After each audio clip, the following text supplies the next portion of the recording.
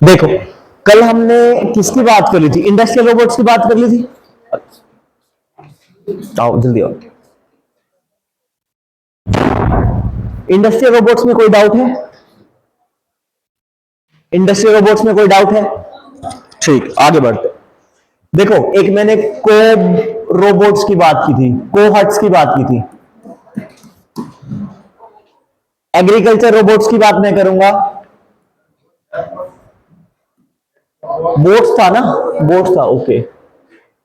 मैं अगर agricultural robots की बात करता हूं, कृषि वाले की करता हूं, तो मेरे पास क्या है? अच्छा, कोई ऐसा तो नहीं है जिसको रोबोट को ही नहीं पता कि क्या रोबोट है, व्हाट इज रोबोट? ऐसा है कोई जिसको ये नहीं पता उसका रोबोट क्या है? पता है तो बोलो ना। देखो, बेसिकली क्या है, रोबोट इज ए मशीन। आरती बस करो, बेसिकली क्या है? मशीन। अब मशीन क्या है? Autonomous machine.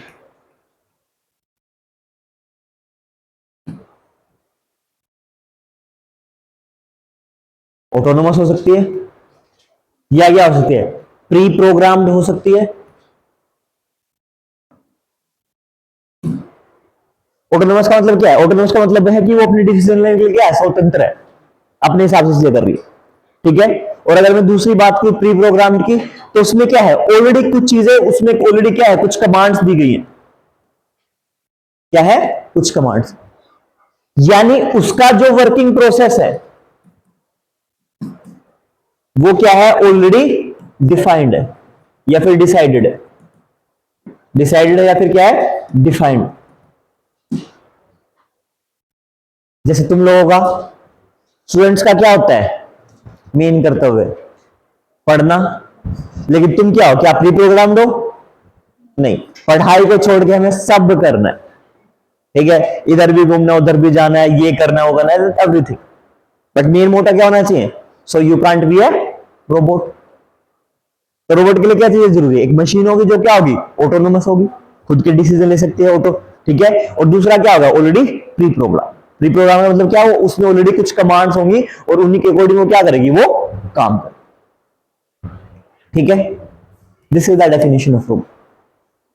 अब कल परसों ना मैंने किसी ने मुझे बताया था, यहाँ पे शायद हाँ आए भी हुए हैं जिन्होंने, एक एलिसा, देखो मैंने एक तुम लोगों को एक एआई में बताया था कि एआई का ट्यूरिंग टेस्ट है, और जो मेरा चैट जीपीटी है वो सेकंड वाला है जिसने क्या किया है? एआई टेस्ट को। ठीक है। फिर कुछ बच्चों ने एलिजा वगैरह भी पढ़ा है, एलिजा हो गया है, गूगल वेबएक्स हो गया है, ऐसी चीजें ध्यान रखना है। मैंने लिखवाया है एआई की, but these are the chatbots. ये सब जो एग्जाम्पल बता रहे थे बेटा, वो सब एग्जाम्पल किसके थे? चैट बोट्स के थे। अब चैटबॉट क्या होते हैं? चैटबॉट मेरे वाले वो होते हैं जो जिनसे मैं चैटिंग करता हूं। मैंने बताया था ना आप लोगों को कि जैसे मेरे पास एक्सिस बैंक का आहा नाम से एक चैटबॉट है। जब मैं उसको हेलो का मैसेज भेजूंगा यहां से स्क्रीन पे हाय, तो मुझे हाय भेजेगा।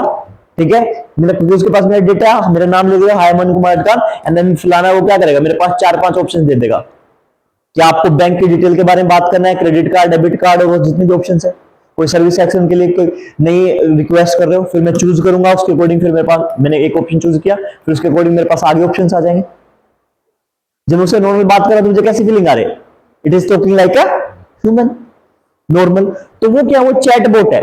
अब चैटबॉट बहुत सारे ऐसे हो सकते हैं जो मेरी उनको क्या ना करे? अंडरस्टैंड ना करे। अगर मेरा चैटबॉट क्या कर रहा है? कोई ट्यूरिंग टेस्ट क्लियर कर रहा है, इसका मतलब क्या है? वो मुझे ऐसी चैट कर रहा है मेरे साथ जो क्या है? एक इंसानी रूप के जैसे। ठीक है।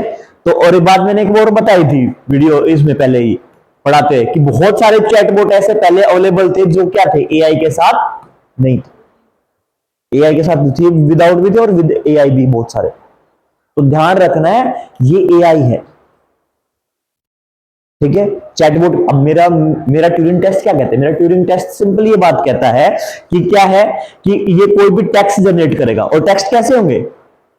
ऐसे टेक्स्ट होंगे जिनको डिस्टिंग्विश नहीं कर सकते कौन, कि वो ह्यूमन ने जनरेट किया या फिर मशीन ने जनरेट किया। अब मेरा वो एआई भी जनरेट कर सकता है, मेरे चैटबॉट भी जनरेट कर सकता है। और ऐसा हो सकता है मेरा कोई एलएलएम कर दे, लार्ज लैंग्वेज मॉडल्स कर दे, वो भी जनरेट कर सकते हैं। तो ध्यान रखना है कि किस बारे में बात करें, ठीक है। अब बात ये है ना कि स्टूडेंट तो सारे हैं, कुछ लोग ऐसे होंगे जो क्या है, जो आर्ट्स बैकग्राउंड के होंगे, कुछ लोग साइंस बैकग्राउंड के होंगे, कुछ कॉमर्स बैकग्राउंड से भी होंगे। दैट्स द पार्ट कि हम किसकी बात करें, ठीक है। अच्छा, तो बेसिकली क्या हो गया, रोबोट्स मेरे पास मशीन है, कैसी ऑटोनोमस प्लस में प्री प्रोग्राम, ठीक है। और एक सिंपल सी बात है, अब ये प्री प्रोग्राम है क्यों, इनके ऑब्जेक्टिव क्या है, टू रिड्यूस ह्यूमन एफर्ट्स, ठीक है, to reduce human efforts, increase efficiency. इंसान ही क्या है, इंसान जो क्या करेंगे, अपने एफर्ट्स लगा रहे हैं, एफर्ट्स को कम कर देंगे और जो एफिशिएंसी है उसको बढ़ा देंगे। अब एक चीज ध्यान रखना है, कोई भी क्वेश्चन आए, कोई भी क्वेश्चन आए, एक चीज मैं ध्यान रख रहा हूं, प्रीलिम्स के लिए एक पॉइंटर याद रखो, कोई भी क्वेश्चन आए, अगर वो क्वेश्चन रोबोटिक्स से है या फिर वो नैनोटेक से है या फिर बायोटेक से, बायोटेक से, और वो करंट अफेयर्स के रूप में पूछा गया है, तो 80 to 90% संभावनाएं है, 80 to 90% संभावना है। ध्यान रखना, पिछले वाले क्वेश्चन पेपर उठा के देख लेना, वो टेक्नोलॉजी क्या होगी, सुनने में ऐसा लगेगा कि बहुत महंगी होगी, लेकिन क्या होगी, कॉस्ट इफेक्टिव। कैसी होगी, कॉस्ट इफेक्टिव होगी, या फिर क्या होगी, अफोर्डेबल होगी। तो अगर तुम्हारे पास, अगर तुम्हें डाउट रहता है कि मुझे इस चीज का नहीं पता है, क्वेश्चन ऐसा आ जाता है कि टेक्नोलॉजी क्या है, बहुत ज्यादा महंगी होगी, तो ऑप्शन के चांसेस क्या है, वो गलत ही होगी। तुम पीछे के पेपर उठा के देख लेना, 80 to 90% चांसेस में क्या होगा, यही आएगा कि क्या हो रहा है, कि वो कॉस्ट होगी। किस किस में, रोबोटिक्स में, नैनोटेक में और एक बात ध्यान रखो, काम ही साइंस का ये है कि क्या करना है, वुमेन्स के लिए कॉस्ट इफेक्टिव चीजें बनाना है, इंसानों का एफर्ट्स रिड्यूस करना है, उनकी एफिशिएंसी बढ़ानी। तो अगर बायोटेक का कोई क्वेश्चन आता है, नैनोटेक में कोई आता है, रोबोटिक्स में कोई आता है, और वो बात कर रहा है कि क्या इस चीज का कॉस्ट बहुत ज्यादा होगा, तो ऑप्शन क्या है, गलत, ठीक है। मजबूरी में फंसे, अगर तुम्हें आता है तो ठीक है, लेकिन अगर तुम्हें खेलना है गेम को, तुम ऐसे खेल सकते हो, ध्यान रखोगे। तो कोई भी चीज क्या करेगी, रोबोट्स बेसिकली क्या है, एक ऐसी मशीन है जो पहले ऑलरेडी प्री प्रोग्राम्ड है, या फिर क्या है, ऑटोनोमस है, जो अपने डिसीजन खुद ले सकते हैं। And then what they do, ये बेसिकली क्या करेंगे, इंसानों के ह्यूमन एफर्ट्स को कम करेंगे और एफिशिएंसी इंसानों की बढ़ा देंगे, वो रोबोट्स होते हैं। और इन सब की पढ़ाई क्या कहलाएगी, इन सब की पढ़ाई रोबोटिक्स कहलाती है। इनका कॉन्फ़िगरेशन, इनकी स्टडी, इनकी manufacturing, that field is known as robotics. उस क्षेत्र को हम क्या कहेंगे, रोबोटिक्स कहेंगे। ऐसा क्षेत्र जहां पे रोबोट्स बन रहे हैं, ठीक है, उनकी बन रहे हैं, उनके ऊपर टेक्नोलॉजी की रिसर्च डेवलपमेंट किया जा रहा है, उनके बारे में पढ़ा जा रहा है, दे आर द, ठीक है। अब एक बात है, मेरे पास बहुत सारे रोबोट्स ऐसे हैं, या जो क्या है, एआई इनेबल्ड भी हैं, और बहुत सारे ऐसे हैं जो एआई नहीं, नॉट इनेबल्ड है। अगर मैं बहुत पुराने रोबोट की, जब एआई से पहले वाले रोबोट्स की बात करूंगा, या फिर मैं क्या है, एंजल बर्गर्स की बात करूंगा, मैं इंडस्ट्रियल रोबोट्स की बात करूंगा, दे आर ऑल कैसे थे, सबके सब कैसे थे, एआई के बिना। और अभी वाले जो नए बन रहे हैं, they are with coming with the. अब इन दोनों रोबोट्स में फर्क क्या आएगा, किस चीज का फर्क आएगा, एआई क्या इंक्रीज करेगी, एफिशिएंसी इंक्रीज करेगी, एक्यूरेसी इंक्रीज होगी, ठीक है। और क्या होगा, अपने इन्वायरमेंट के बारे में पढ़ के और उसकी सराउंडिंग के बारे में अच्छे से एवेल्युएट करके डिसीजन लेने में हेल्प मिलेगी, किनको, रोबोट्स को, ठीक है। तो मैं यहां पे एग्रीकल्चर रोबोट्स के बारे में बात कर रहा था इससे पहले।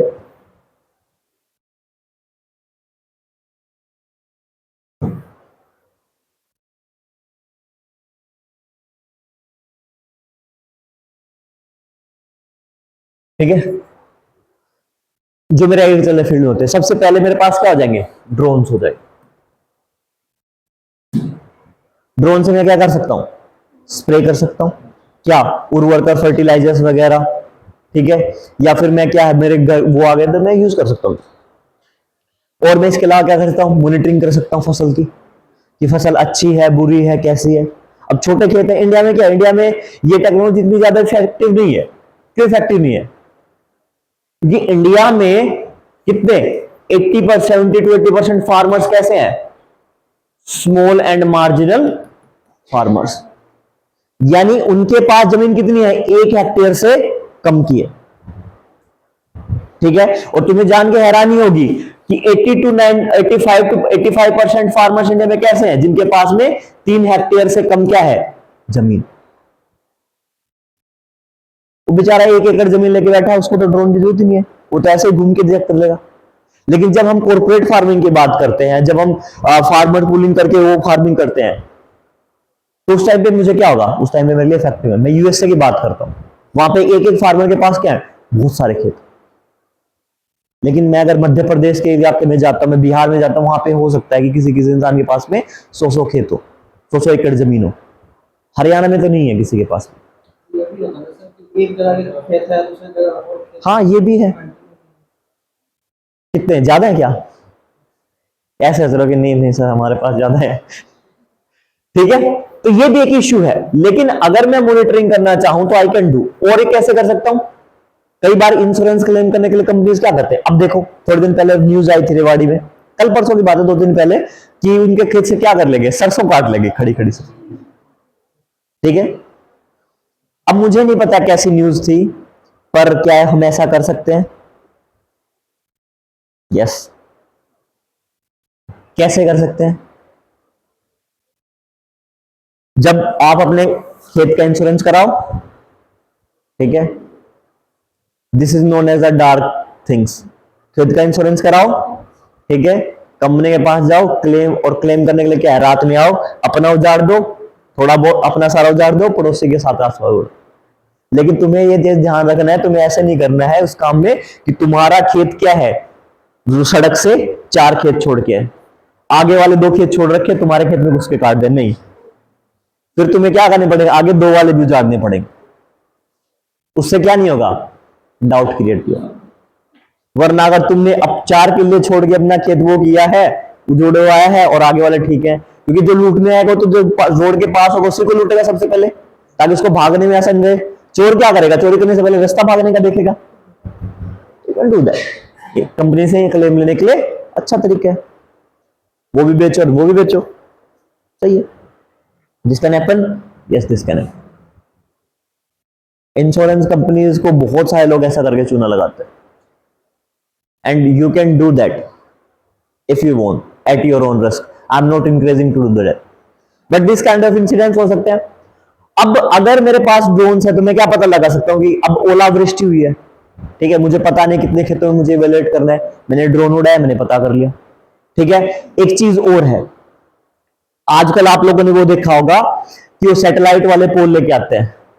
पहले टाइम पे क्या होता था, पटवारी गया, पैसे लिए, वो पहले खेतों में क्या काटते थे, पत्थर काटते थे, उससे पता लगता था कि भाई किले का क्या है, ये रास्ता है, यहाँ पे हमारा किला खत्म हो रहा है, दूसरा किला इस तरह से स्टार्ट हो रहा है। तो क्या करते थे, अपनी मर्जी से पत्थर को इधर उधर घुमाते रहते थे। ठीक है, दिस कैन हैपन्स। लेकिन आज टाइम क्या हो गया, आज सब कुछ क्या है, हरियाणा में एटलीस्ट क्या हो गया है, सारे के सारे किलों की क्या हुई, जमाबंदी, चकबंदी कर दी गई है सैटेलाइट के अकॉर्डिंग। तो आज अगर वो सैटेलाइट वाले लेके आएंगे ड्रोन टाइम में, and then what they do, वो सैटेलाइट से कनेक्ट करेंगे और बताएंगे कि एग्जैक्टली पोजीशन कहां है तुम्हारे खेत की, बाउंड्री एंड पॉइंट, किले का नंबर कहां है। It can already happen. तो उससे क्या है, उससे क्या हो गया, उससे ये सब ड्रामे होने वाले, या फिर क्या है करप्शन वगैरह, या फिर मतलब किसी का हक खाने वाली बात, तो सब चीजें खत्म होंगी। That is also the part of the agriculture robots, वो भी रोबोटिक पार्ट है। क्या जला दिया, ठीक है। अब देखो कोबोट्स की बात करते हैं। कोबोट्स मेरे पास बेसिकली ऐसे बोट्स रोबोट्स हैं, ये बेसिकली कौन सी कैटेगरी के, they are the category of industrial robots, industrial robots की कैटेगरी में। लेकिन ये वो वाले रोबोट्स हैं जो क्या करते हैं, ह्यूमंस के साथ वर्क करते हैं।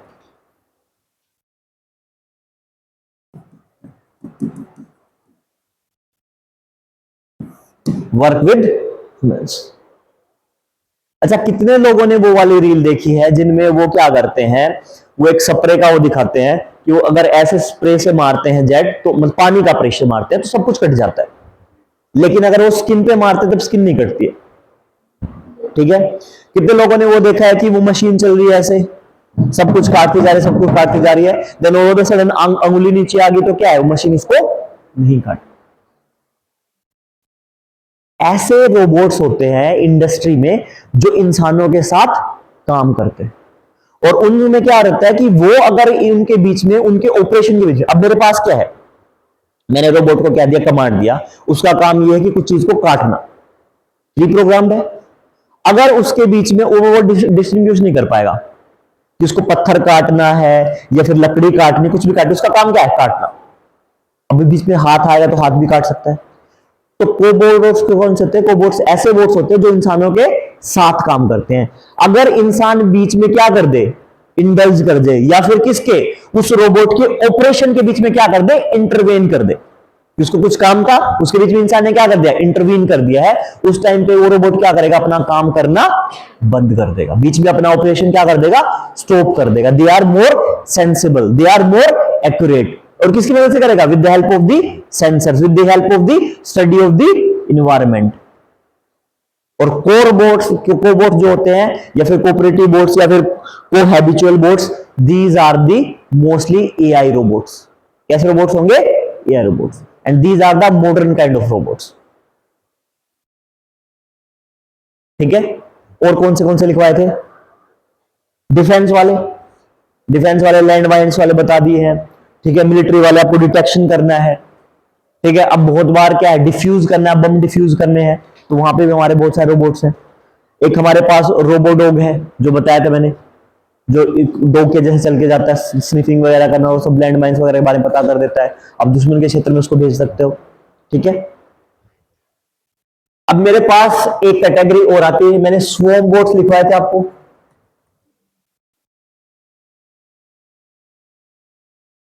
स्वॉर्म बोट्स, टिड्डी का अटैक देखा था सबने, ऐसा कोई तो नहीं था जिसने कोरोना में टिड्डी का अटैक नहीं देखा हो, देखा था। टिड्डियां कैसे उड़ रही थी, झुंड में, और वो इतना झुंड बना के उड़ रही थी कि ऐसा लग रहा था कि बादल जा रहे हैं।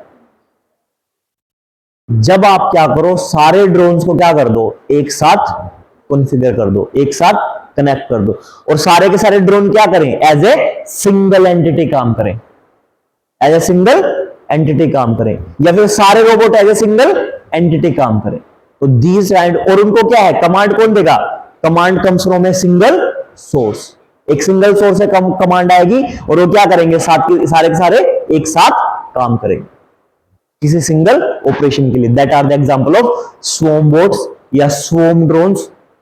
इसके और क्लासिकल एग्जांपल्स क्या है, आप लोगों ने कई बार वो चीजें देखी होगी जिसमें आपको क्या करते हो, जैसे आईपीएल का मैच चल रहे थे, तो हवा में ड्रोन से आप लिख देते हो, विनर की टीम का नाम लिख देते हो। अभी T20 वर्ल्ड कप था, या फिर आप लाइटनिंग करते हो, चाइनीज न्यू ईयर पे लाइटनिंग हुई थी ड्रोन्स की मदद से, तो डिफरेंट डिफरेंट लाइटनिंग, सारे ड्रोन्स क्या है, एक साथ काम कर रहे हैं। These are the example of swarm drones या स्वॉर्म रोबोट्स।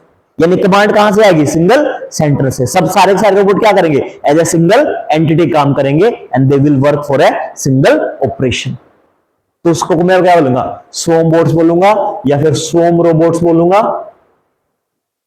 और मेरे पास क्या है, ड्रोन्स है, तो मैं क्या लिखूंगा, स्वॉर्म ड्रोन्स।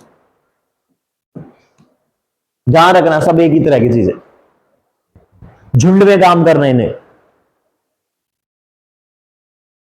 ठीक है, और कोई रहता है हमारे पास, मेडिकल वाले मैंने बता दिए थे, हेल्थ केयर में। ठीक है, कि कैसे वो काम करेंगे, नैनो टारगेटेड ड्रग डिलीवरी में फिर नैनोबोट्स की मैं बात करता हूं, स्मॉल नैनोबोट्स। और कोई रहता है,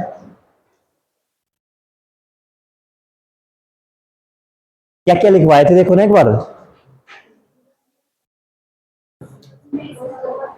स्पेस में, हाँ स्पेस में रह गया हमारा जो रोवर है, चंद्रयान-3 में गए थे, रोवर लैंडर वगैरह, वो भी सब रोबोट के एग्जांपल है। ठीक है, या फिर इंजेन्युटी की बात कर लो, इंजेन्युटी पता है, प्रिजर्वेशन मिशन भेजा था किसने, नासा में।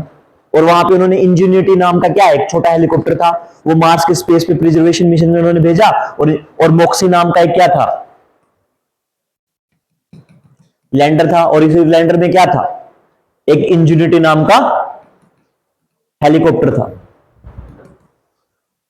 और इन्होंने क्या किया, ये नासा का मिशन था, प्रिजर्वेशन मिशन, बहुत पहले था preservation mission. And then what will happen, इन्होंने हेलीकॉप्टर कहां पे, क्या किसके लिए था, हाँ सॉरी, किसके लिए था, for the Mars mission landing की। और पहले कंट्री बन गई थी जिन्होंने क्या है, मार्स पे हेलीकॉप्टर उड़ाया था। तो ये सब भी इंजेन्यूटी, मोक्सी, ठीक है, ये सब क्या थे, these are the robot, space robots, space exploration के लिए काम आ रहे हैं।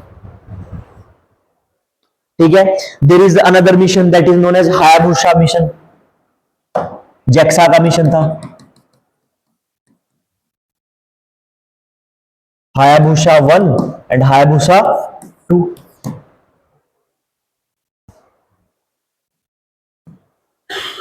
रायगू एस्ट्रॉइड था एक, एस्ट्रॉइड समझते हो सब, क्षुद्र ग्रह, रायगू नाम का। ये क्या गया, ये हायाबुसा 1 मिशन में क्या गए, ये मिशन वहां पहुंचा और वहां से क्या है, वहां से मिट्टी उठा के लेके आया। ठीक है, और मिट्टी लेके सैंपल कहां भेजा इसने, लैंड पे भेजा, पूरा नहीं भेजा। ये कहां आया, ये अभी भी हायाबुसा 7 मिशन के लिए चला गया, धरती पे नहीं उतरा, ये वापस नहीं आया। इंटरनेशनल स्पेस स्टेशन में इसने सैंपल दे दिए और फिर वापस अगली उड़ान पे चला गया, जैक्सा का। ये सब किसके example, these are the examples of space robots. ठीक है, और कुछ रहता है गवर्नेंस में, पहले तो लिखो बैंकिंग में।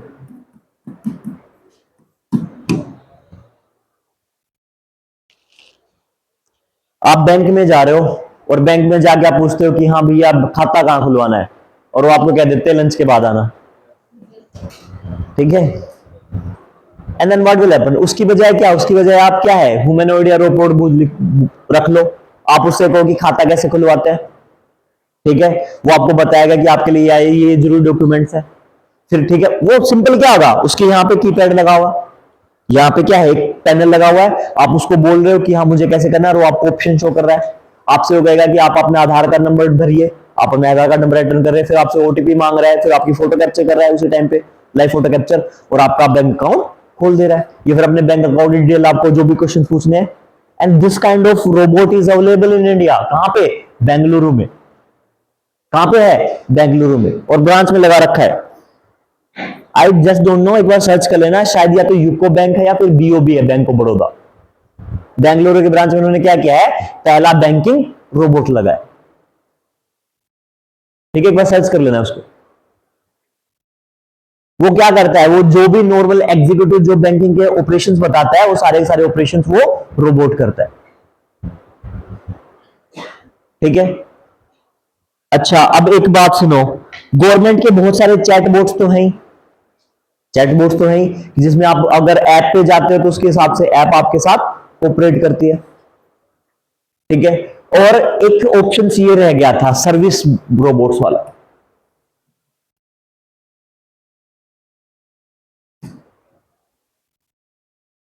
ठीक है, जैसे मेरे पास कॉफी एक्स नाम का है, ये एक रेस्टोरेंट है, यहां पे आप कॉफी पीने जाओगे तो सर्विस को दे रहा है, they are provided by all the robots.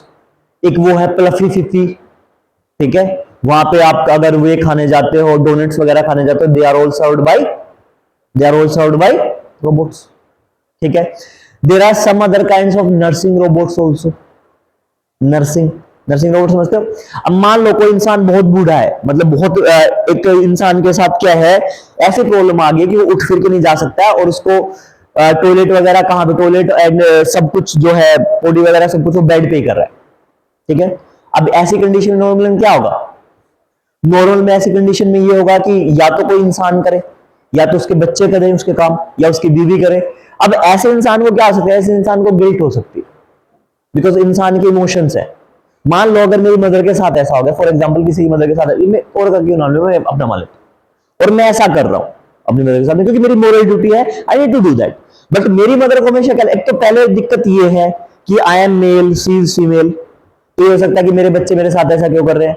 तो वो क्या चाहेंगी, वो यही चाहेंगी कि यार, या फिर मैं अब ये लगाओ कि मेरे फादर कर रहे हैं, अब मुझसे भी नहीं करा रहे, पहले मैंने कुछ करने की कोशिश की, मेरी बहन ने करने की कोशिश की, फिर उन्होंने मना कर दिया कि नहीं मुझे अच्छा नहीं लग रहा ये वो, क्योंकि मन में गिल्ट है। फिर मेरे फादर करने लगे, उन्हें लगा कि यार सारी जिंदगी मैंने इस आदमी की सेवा की, आज जब मेरे वो हो गया तो अब ये मेरी वो कर रहा है।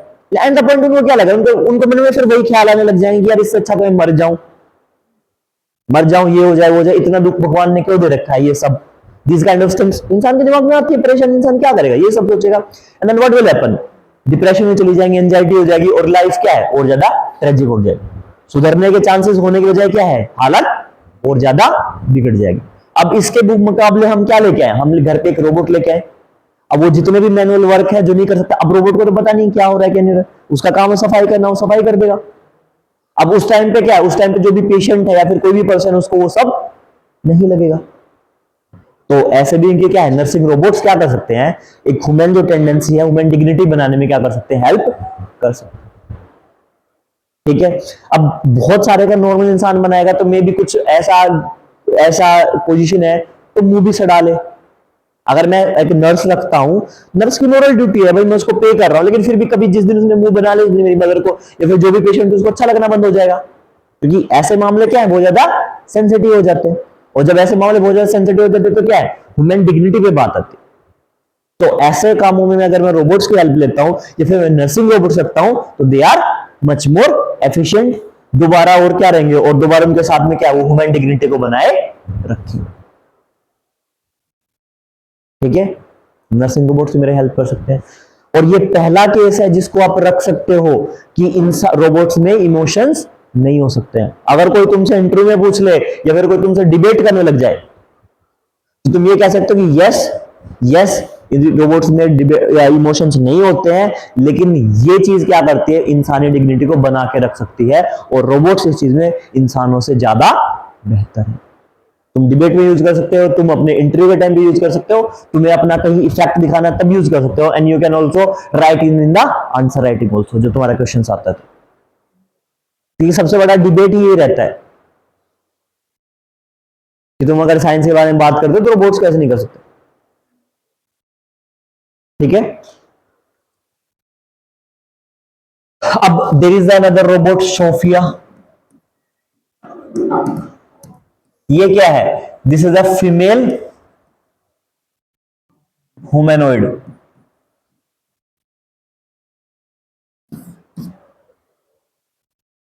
और ये पहला रोबोट है जो अपने चेहरे से लगभग लगभग 1400 से ज्यादा एक्सप्रेशंस बनाती है।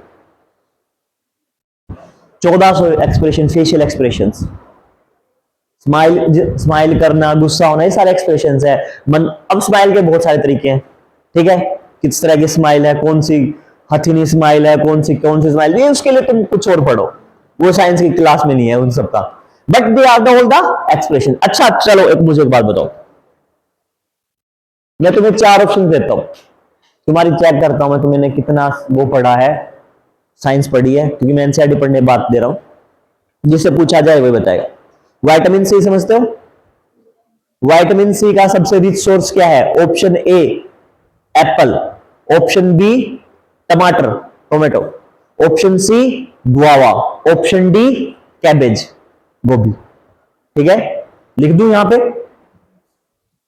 ए एप्पल, गाइस नहीं, बी टोमेटो, सी क्या बोला था, गुआवा, एंड डी, रुक जाओ एक बार, मेरे पास है क्या बोला था, कैबेज। चलो कैबेज में तो नहीं होगा, मैं कुछ और लिख देता हूं, स्ट्रॉबेरी। ए ऑप्शन के लिए हाथ उठाओ, नहीं करना, बात नहीं करनी आपस में। ए के लिए ओके, 2 ऑप्शन चूज नहीं कर सकते, ध्यान रखना। बी के लिए, और सबको चूज करना है, ये राखी वगैरह बैठे हुए हैं। हाँ, बी ऑप्शन के लिए कितने लोग हैं, सी के लिए,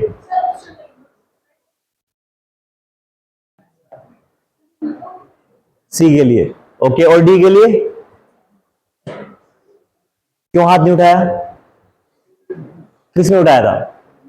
बी में। ओके, संगीता किसने हाथ उठाया था? संगीता ही नाम है आपके पीछे बैठे हुए?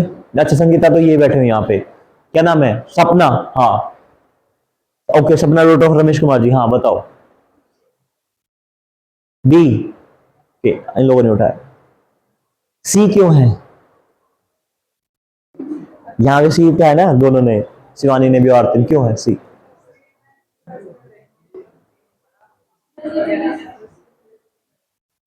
सी is the right answer. C is the right answer. मैं रुको एक बात, मैं किसके बारे में बात कर रहा था अभी थोड़ी देर पहले, ये क्वेश्चन से पहले? गाइस बात भी करनी है। हाँ, एक्सप्रेशन से। हाँ, एक्सप्रेशन की बात बता। कौन सा ऐसा जानवर है जो सबसे ज्यादा एक्सप्रेशन बनाता है? सोशल एनिमल है हम भी। नहीं।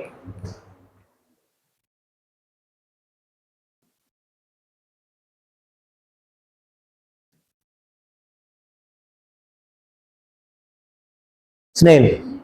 Snail snail. घोंगा, जो ऐसे चलता रहता है। ऑप्शन ए के लिए हाथ उठाओ। ठीक है, ऑप्शन बी के लिए? ऑप्शन बी के लिए? ऑप्शन सी के लिए? सी के लिए आप हैं, ओके। डी के लिए? अब की बार क्या हुआ, किसने उठाया है? दिवनकर। ए में। हाँ, सी वाले कहाँ है? सी वाले कहाँ है? क्यों? पढ़ा था, कहां पढ़ा था? चलो सही पढ़ा था, option C is the right answer.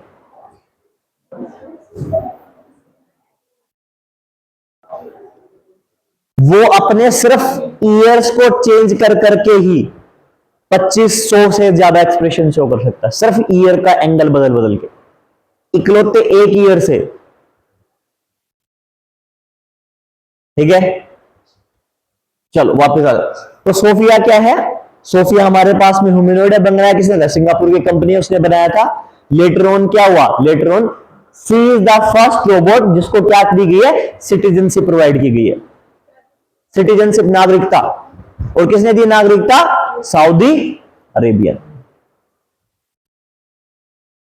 ठीक है, सऊदी अरेबिया ने दी गई है। अब मैं कुछ तुम्हें बताने वाला हूं जो मैं ऑन कैमरा नहीं बता सकता हूं। मेरी पर्सनैलिटी नहीं है क्या? है? मुझे क्यों पंगे करने हैं, वो भी यूएई वालों के साथ में? है? पूरी दुनिया के साथ पंगे नहीं ले रहे, तुम करवाओगे। देखो, कुछ चीजें बंद कमरे में रहनी चाहिए तो बेहतर रहती है।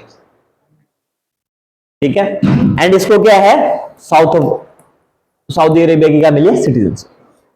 And she is the apex example जो कोई रोबोट के साथ में हो सकता है, और आप उसको देखोगे ना, यू कैन डिस्टिंग्विश की हाँ ये रियल में है या फिर वो है। अब हुआ क्या है, देखो, अब मेरे साथ बहुत सारी चीजें हैं। अब मैं किसी के साथ हैंडशेक करता हूं तो मुझे क्या होता है? सामने वाले की वार्मथ फील होती है। अब मैं कुछ प्लास्टिक का हाथ, बचपन में सबने गुड़िया भी देखी होगी, गुड़िया से तुम हाथ में पकड़ते हो तुम्हें फील ही नहीं होता ह्यूमन। तो जो उसका स्किन टेक्सचर है वो सब है, वो सिलिका के ऐसे बनाए गए हैं कि वो फील हो कि exactly this is the part. और दूसरा क्या किया गया है, उसके साथ साथ इतनी एडवांसमेंट की गई, अब मुझे सिलिका है, सिलिका मुझे स्किन के जैसा फील होगा। अब एक बात है कि मैं मरे हुए आदमी के साथ हाथ मिलाऊंगा, वो भी तो वैसा कार्बन से बना हुआ, उसमें मुझे वार्मथ फील नहीं होगी। इवन उन्होंने क्या किया है, उस सिलिका को वो किया गया है, स्टिमुलेट किया गया है। जो हाथ मिलाएंगे तो यू फील दैट सेंसेशन कि मैं किसी जिंदा इंसान से हाथ मिला रहा हूं, that warmth of the skin. ठीक है, सो ये कुछ चीजें हैं जो क्या है, जो उनको बहुत मोर मोर ह्यूमन सेंट्रिक बना रहे। अंदर तो सब क्या है, अंदर तो सब मशीन है। तो Sophia is the apex example. ठीक है, अब मैं कंपोनेंट्स की बात कर लेता हूं। लिखो कंपोनेंट्स ऑफ रोबोट्स।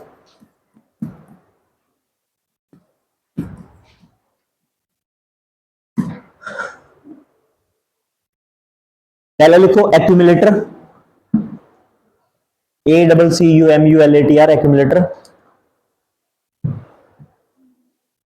दूसरा है and receptor, and receptor, END, and RECEPTUR, and receptors.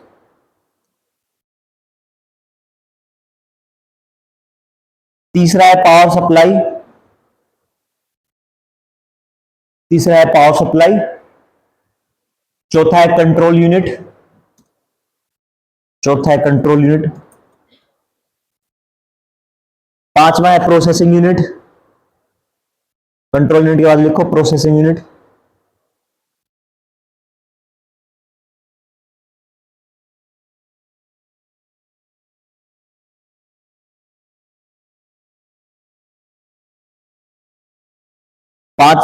उससे आगे लिखो सेंसर्स, सेंसर्स।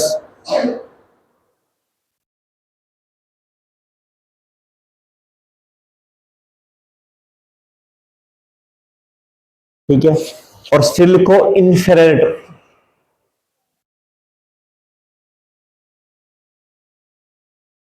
इंफ्रारेड्स होता है INFERERS, इंफ्रारेड्स।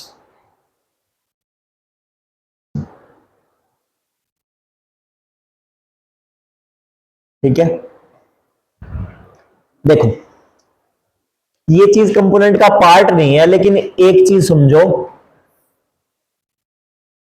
किसी चीज के ऊपर तो बनाएंगे ना हम, जो उसकी बॉडी होगी, जो नॉर्मल बॉडी है उसके अंदर ही तो कंपोनेंट्स पार्ट्स वगैरह डालेंगे। That body is known as base, that body is known as base, जिसपे वो खड़ा है रोबोट, बेस। इस पार्ट्स को बताते नहीं, लेकिन फिर भी क्या है, एक पार्ट और होता है बेस। बेस वो वाला हिस्सा है जिसके ऊपर मेरा पूरा पूरा रोबोट खड़ा रहेगा। अब बेस मेरा कैसा हो सकता है, बेस मेरा फिक्स भी हो सकता है, और बेस मेरा कैसा हो सकता है, मूविंग भी हो सकता है और रोटेटिंग भी हो सकता है। ठीक है, एक जगह पे स्थित खड़ा हुआ, जैसे मैंने क्या वो बैंक वाला बताया, एक जगह पे खड़ा है। सोफिया वगैरह अपने आप मूव कर रहे हैं, चल रहे हैं। ठीक है, और बेस हो गया है। अब एक्यूमुलेटर की बात, एंड रिसेप्टर्स की बात करो। हाँ, एक उसमें और लिख लो, मोटर्स।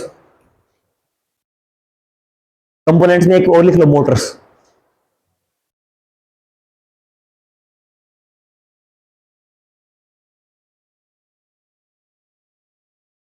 नहीं, इसको चेंज करो, this is interface not interference. Interface क्या है, इंटरफेस। मोटर्स क्या होंगी, देखो अब मेरे पास क्या है, मेरे पास ये है कोनी, इसकी वजह से मैं मूव कर पा रहा हूं। शोल्डर है मेरा, मूवमेंट कर पा रहा हूं। ये घुटना मूवमेंट, एंकल की वजह से अलग अलग चीजें मैं कर पा रहा हूं। ठीक है, यहां पे जो मैं चल पा रहा हूं, इन्हीं के जगह पे मुझे क्या है, मोटर्स की जरूरत पड़ेगी। ये मोटर्स क्या करेंगी, ये मोटर्स रोटेट करने में और फिर एक्शंस लेने में या फिर मोशन मूव कराने में हेल्प करेंगे, किसको, रोबोट। दूसरा मेरा क्या था, एंड रिसेप्टर्स। एक मेरा पॉइंट क्या था, एंड रिसेप्टर्स का। एंड रिसेप्टर्स में देखो, मेरी जो उंगलियां हैं, मेरी क्या है, उंगलियां, उंगलियों से मैं कुछ चीजें पकड़ रहा हूं।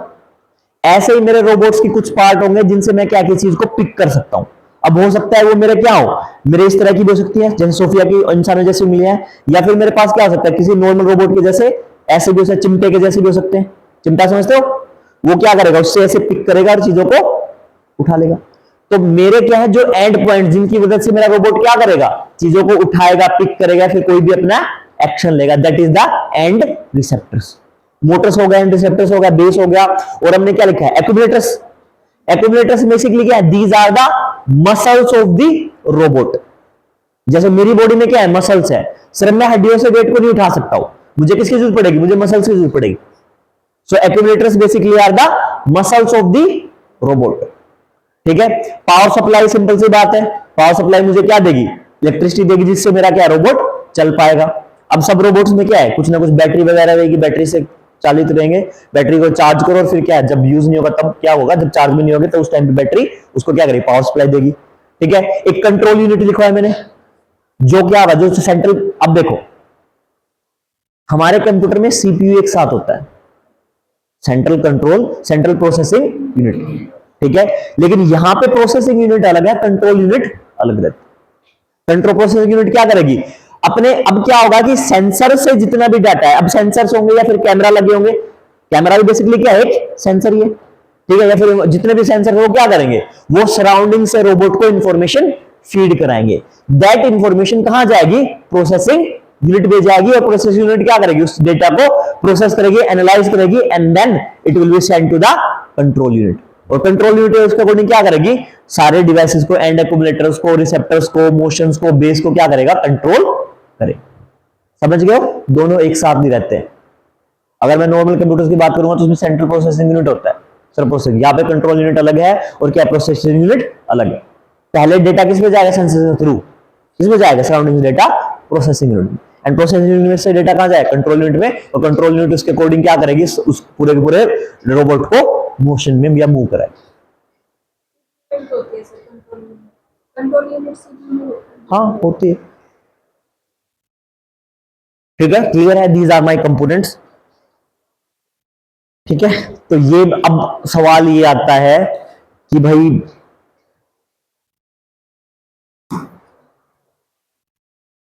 सवाल कैसे पूछे जाएंगे, क्वेश्चन ये उठता है सवाल कैसे पूछा जाए। ठीक है, वो बेसिकली एंड एक्यूमुलेटर्स और इन चीजों के बारे में पूछ सकता है। बेसिकली अगर क्वेश्चंस आने के चांसेस बहुत क्या है, रेयर होते हैं।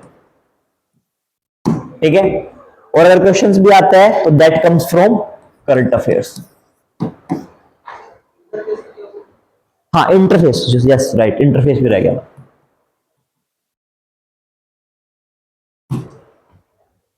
देयर इज, हाँ टाइम से आएगा, आ जाओ। देखो मेरे पास में क्या है, मेरे पास में एक पॉइंट है, that is my OS. OS को मैं बोलता हूं ऑपरेटिंग सिस्टम। मैं क्या कहूंगा, ऑपरेटिंग। ठीक है, अब जैसे मेरे पास एंड्रॉइड, एंड्रॉइड मेरा क्या है, ऑपरेटिंग सिस्टम। अब किसी ना किसी कमांड या लैंग्वेज के थ्रू मेरा क्या करेगा, ऑपरेट करेगा, किसी सिस्टम के थ्रू ऑपरेट मेरा क्या करेगा, पूरा पूरा रोबोट करेगा।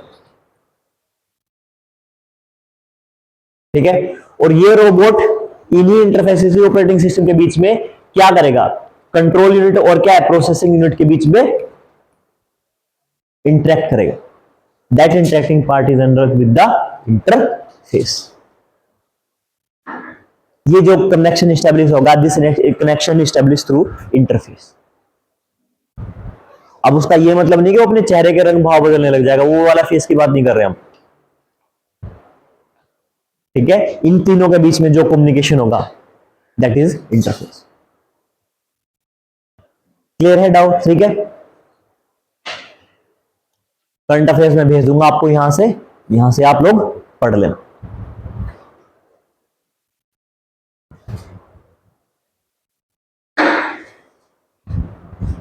ठीक है, चलो ब्रेक ले लेते हैं हम, उसके बाद में फिर नैनो टेक्नोलॉजी स्टार्ट करते हैं। ठीक है, यहां तक किसी को कुछ नहीं समझ में आया तो मुझे बता दो। क्लियर है? इंटरफेस दोबारा बताओ, मैं इसको बंद कर दूं।